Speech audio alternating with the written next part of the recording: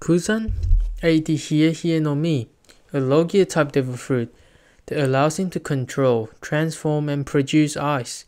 He has the ability to create ice structures and to freeze his environment on a massive scale. This power has a lot of potential, even by Logia's standard. It was capable of permanently altering the temperature of half an island when utilized for 10 days straight, creating it a frozen, inhabitable wasteland with consistently roaring blizzards.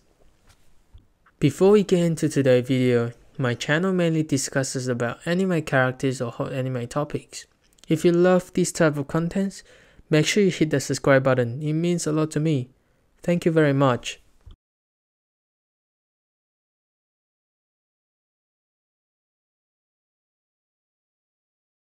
Since ice is a solid element, Kuzan is more easily hit than most Logia-type users. When transformed, can let physical strike pass through their fluid bodies. However, he is unaffected by enemy attacks. They are not infused with Haki. Rather than dissolving out of harm's way, his body shatters apart when struck, only to reconstruct as easily as any other Logia user afterwards. Kuzan can create weaponry out of ice in combat, primarily swords and spears, but he can also create more sophisticated structures, such as gigantic pheasants, to launch at adversaries. Aside from the risk of frostbite and hypothermia, those frozen by Kuzan are left in very vulnerable stage, since their bodies could be shattered by any type of impact. However, if thawed out correctly and slowly, a person can rescue from the ice. Kuzan freezes the sea, along with a massive sea monster. Kuzan has the ability to spread his freezing across vast areas, reaching several square kilometers of ocean in seconds after putting his hands in the sea, or turning a pair of mountainous tsunamis into icebergs in the same amount of time. Despite the rapidity with which Kuzan can flash freeze large amount of waters, the ice he creates is extraordinarily thick and able to last for long periods of time, up to many days. Kuzan can also avoid his vulnerability to water and falling into water by freezing the water before sinking below the surface. This is not only to keep him from drowning, but it also allows him to stop adversaries from fleeing by sea, by freezing their ships in place, or make the sea a solid battleground for entire armies to fight on, which is what Kuzan did to Jinbei to catch Jinbei, since Jinbei can't swim away from Kuzan in that case.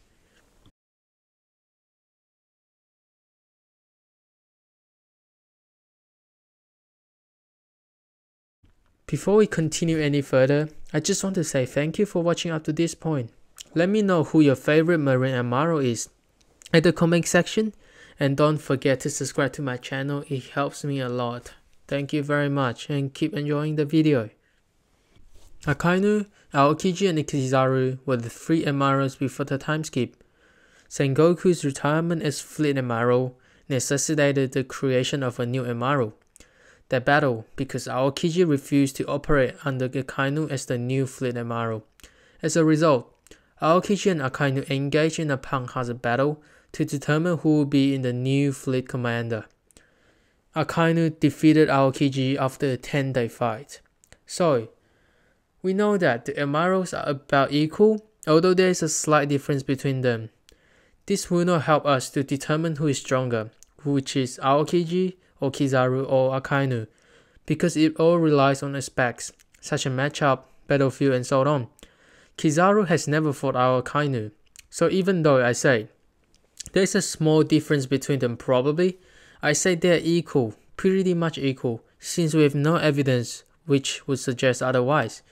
And even if one is stronger, like I say, it will be only by very small margin. It will be an extreme deep fight anyway, like when Akainu and Aokiji fought. Therefore in the marine, I would say Aokiji power ranking will be about number 2, just right under Akainu and above Kizaru.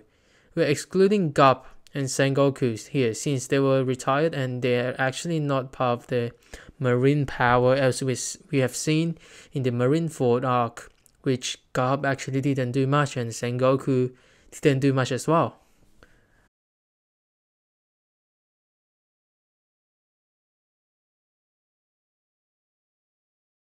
We can say Aokiji is basically Fleet Amaro level, as his power is very close to Akainu. Or you could say Akainu won with extreme diff. We can make an assumption that a Fleet Amaro can go against a low level Yonko like Blackbeard or Big Mom. He's one of the most powerful characters introduced in One Piece.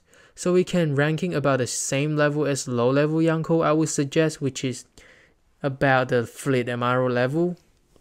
He can definitely defeat most pirates and marines with his power. In the marines, the only person he couldn't defeat was Akainu, who wins with extreme difficulty, and again, we are excluding Garp and Sengoku here.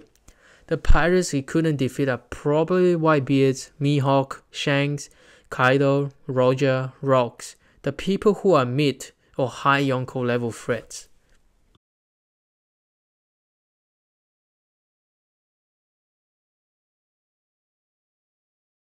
In this episode, we have explored the Devil Fruit and power level of Aokiji Kuzan in One Piece. If you love One Piece contents, don't forget to like this video, hit the subscribe button, it really helps me a lot. Thank you so much and see you in the next episode.